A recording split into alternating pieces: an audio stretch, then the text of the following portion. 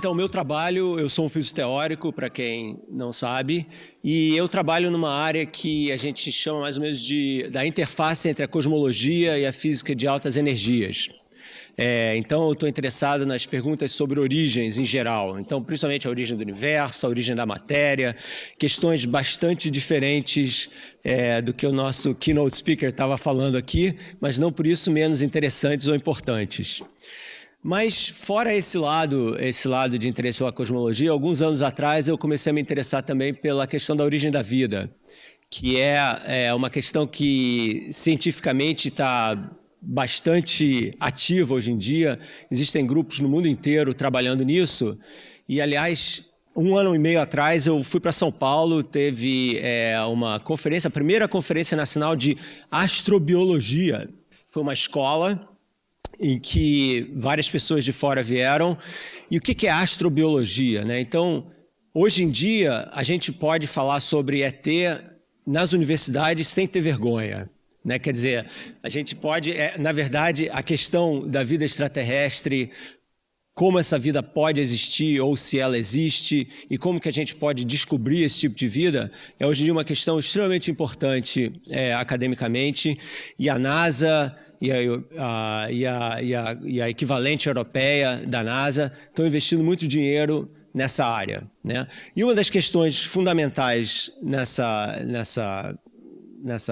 nesse tipo de pesquisa é justamente o seguinte: a gente só tem um dado de informação com relação à vida, né? Que é esse planeta aqui.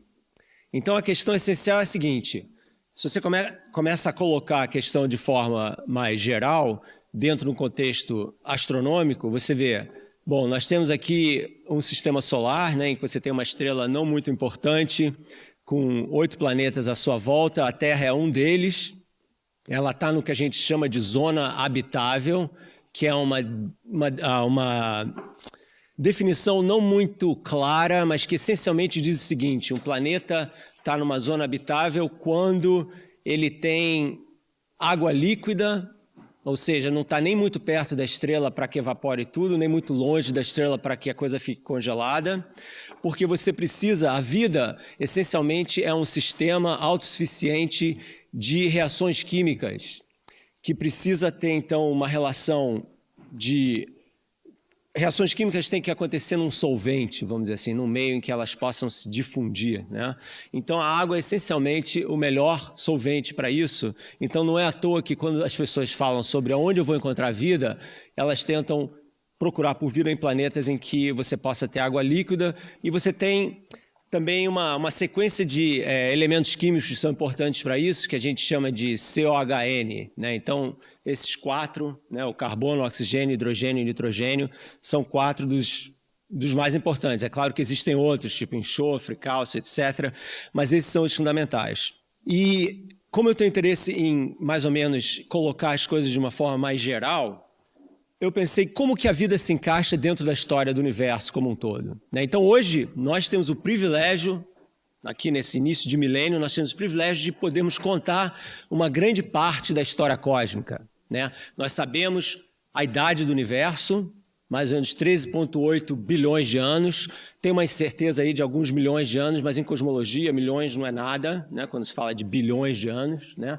E a gente sabe que o universo teve uma infância muito quente, muito densa, em que a matéria não estava aglomerada como nós conhecemos ela hoje, mas ela estava separada em vários componentes diferentes. E, à medida em que o universo foi envelhecendo, ele também foi expandindo. Ou seja, hoje a gente sabe que, segundo a teoria da relatividade geral do Einstein, né, que é possível que a própria geometria do espaço tenha uma plasticidade, seja capaz de se deformar com a passagem do tempo, e é justamente isso que acontece com o universo.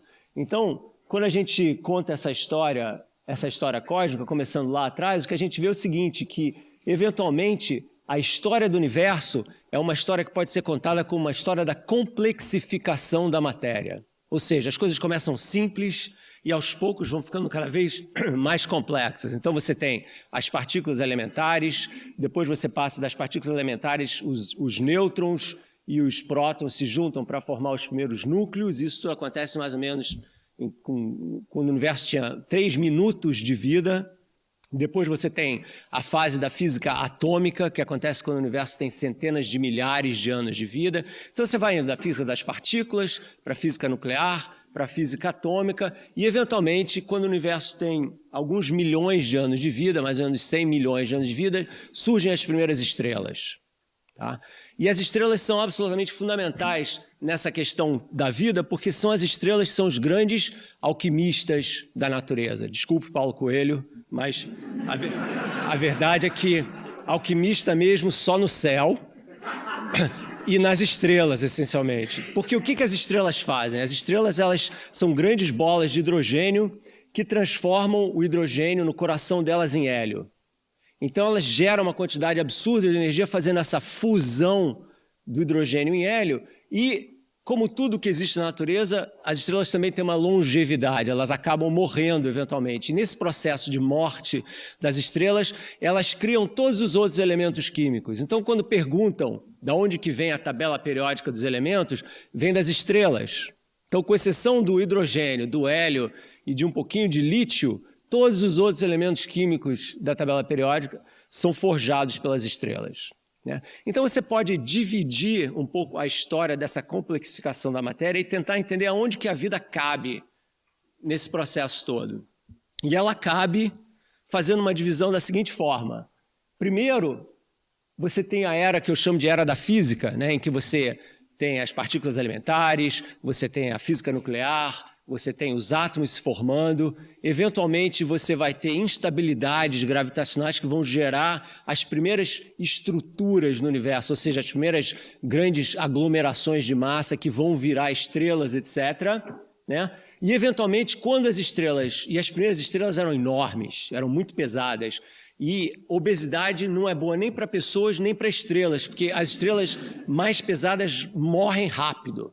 Elas vivem muito pouco. Então, essas estrelas, elas desapareceram rapidamente, mas nesse processo de desaparecimento, elas forjaram os elementos da tabela periódica. E, eventualmente, estrelas menores formaram, planetas foram formados juntos com as estrelas, né? Porque os planetas, na verdade, são o lixo estelar, né? Porque a estrela se forma e sobra uma porção de matéria em volta, e essa matéria que não cai no centro para ser a estrela, fica girando em torno, meio como uma massa de pizza, né? Quando você faz uma pizza, você faz uma bola de massa, né? E como é que a pizza fica plana? Você gira ela, né? Então, quando você tem esse giro, você achata nos polos, cresce no equador, e você forma uma pizza ou um sistema planetário com a estrela no meio. Então, o que sobra ali são exatamente os planetas.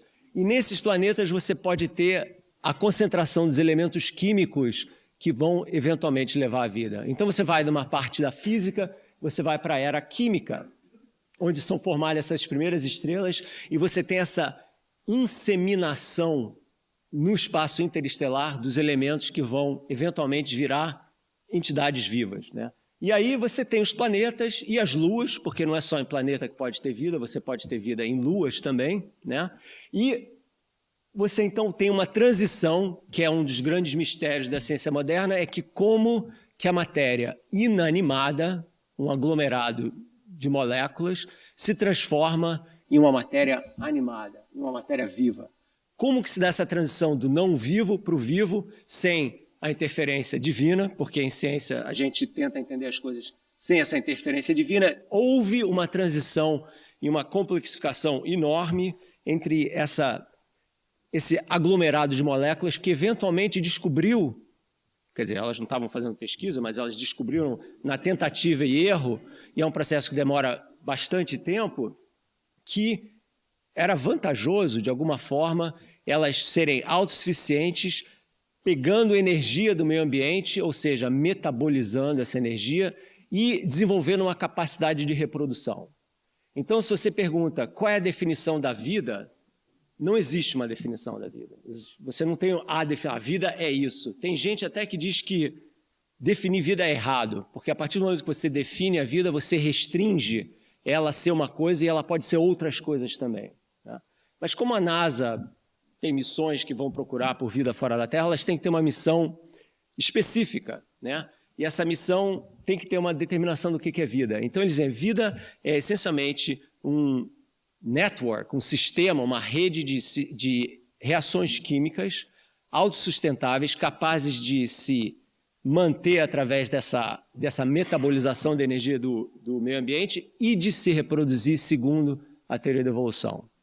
Então, essa é a definição operacional de vida. Tá? Então, eventualmente, na Terra, há mais ou menos 3,5 bilhões de anos, porque a Terra tem 4,5 bilhões de anos, então demorou 1 bilhão de anos para a Terra se acalmar, porque era uma confusão tremenda aqui no início, para essas reações, então, gerarem as primeiras entidades vivas, né? E daí a coisa passou e nós estamos aqui. Tá? Então, houve uma época em que a vida nesse planeta passou de ser unicelular, porque ela era unicelular quase o tempo todo, durante 3 bilhões, arredondando números, 3 bilhões de anos de vida aqui na Terra, só tinha bactéria. Tá? E, eventualmente, essa vida foi se complexificando, os primeiros seres multicelulares apareceram, houve um Big Bang biológico aqui na Terra, que foi a tal da explosão do pré-cambriano, que mais ou menos 520 milhões de anos atrás, que as coisas então diversificaram muito, né?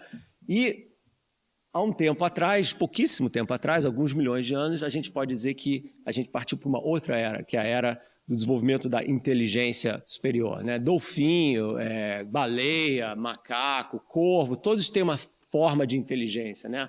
Mas quando eu falo da era cognitiva, eu falo da inteligência humana. Tá? Então a questão é, esse universo, né? Essa imagem aqui é uma das imagens mais fantásticas que eu conheço, cada ponto aqui é uma galáxia, tá? As distâncias aqui são de dezenas de milhões de anos-luz entre esses pontos, então esse daqui que parece estrela não são estrelas, são galáxias, e existem centenas de bilhões dessas galáxias no universo. Tá? A nossa é a Via Láctea, que tem mais ou menos uns 200 bilhões de estrelas, o Sol é uma delas. Então você fala, tem vida pra caramba, né? Porque afinal de contas, o que não falta é galáxia, o que não falta é estrela. Né? Mas a questão é, será que é verdade isso? Será que a Terra é exceção ou será que a Terra é regra? Essa é a questão. Né? Então está se procurando por outras terras, outros planetas semelhantes à Terra em que talvez possa haver vida. E isso é uma posição minha, se você seguir a história da vida na Terra, você vai perceber que para a vida passar, primeiro para a vida surgir, mas para ela passar de seres unicelulares para seres multicelulares e depois seres complexos e depois seres inteligentes, existem barreiras complicadíssimas. Então, essencialmente, nós estamos sozinhos como seres pensantes, ao menos numa esfera muito grande de espaço. Tá? Fora Varginha, os ETs não chegaram aqui. Né? Lá eles chegam sempre, mas eles ainda não chegaram aqui, então a gente não tem nenhuma confirmação da existência de qualquer tipo de vida fora da Terra. Marte não está muito boa a situação lá para procurar vida. Né? Se houve vida lá, ela já não existe mais, certamente, mesmo subterraneamente, é muito pouco provável que exista vida. Então o que acontece? A Terra, ela é um planeta extremamente raro. Podem haver outras terras, tipo mesma massa, com água, etc. Mas a Terra tem uma série de propriedades que eu não tenho muito tempo para falar, mas vou dar um exemplo, 2 exemplos. Vocês sabem que a Terra gira feito um peão, né, com uma inclinação de 23,5 graus com relação à vertical. Né? E você tem uma precessão dos equinócios com relação a isso. A estabilidade dessa precessão dos equinócios vem do fato de você ter uma Lua muito pesada. Se a Lua não fosse tão grande, a Terra não ia ter estabilidade, então ela ia ter esse movimento de precessão de uma forma instável, você não ia ter as 4 estações do ano, pelo menos aqui a gente tem 4, né? Lá no Brasil tem talvez 2, não sei, e com isso você não ia poder ter a longevidade, a estabilidade climática longa que você tem e que você precisa para a vida. Tá? Outro exemplo, o campo magnético da Terra. Né? O campo magnético da Terra é uma grande coberta. Tá aí a Ângela vai falar um pouco sobre os raios cósmicos, etc. Você vai falar, ótimo, melhor ainda. E sem esse campo magnético, a gente já está exposto a quantidades absurdas de radiação que vem do espaço. Então, a gente tem uma proteção. Essa pequena atmosfera, se você pegar a Terra e comparar a Terra a uma maçã, a atmosfera é a casca da maçã, em termos de espessura, essencialmente. Tá? E é ela que dá essa estabilidade para a gente e que permite que a vida complexa exista aqui. Então, fica claro que esse nosso planeta é muito raro, mas o que não significa que não possam existir outras formas de vida lá fora. Então, a astrobiologia é justamente essa ciência emergente em que está se buscando por esse tipo de resposta. Somos únicos ou não? E se não somos únicos, que outros tipos de vida você tem lá? E uma das coisas legais desse campo de pesquisa é a total interdisciplinaridade que você tem. Estou falando de física, falei de química, falei de bioquímica, de biologia, pura biologia, de geofísica e de ciências cognitivas. Como que você define inteligência, etc, etc.